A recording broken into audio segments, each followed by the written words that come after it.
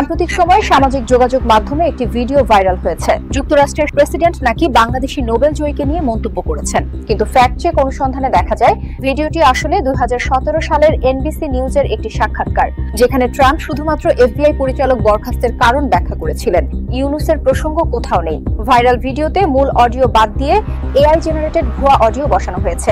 অতএব যুক্তরাষ্ট্রের সাবেক প্রেসিডেন্টের নামে প্রচারিত এই বক্তব্য আসলে সম্পাদিত, বিকৃত এবং বিভ্রান্তিকর। বিস্তারিত জানুন আমাদের প্রতিবেদক রাফিদ হাসানের রিপোর্টে।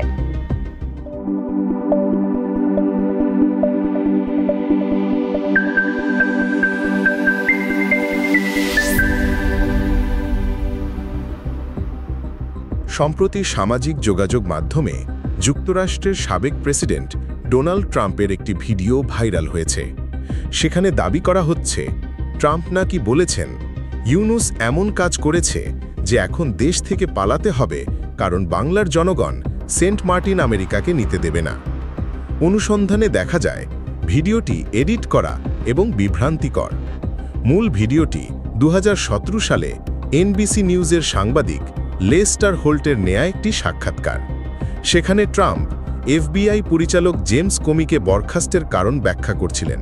ডক্টর মোহাম্মদ ইউনুসের প্রসঙ্গ কোথাও নেই। রিভার্স ইমেজ সার্চে পাওয়া যায় একই সাক্ষাৎকারের ভিজুয়াল, যা 2017 সালের 12 মে প্রকাশিত হয়।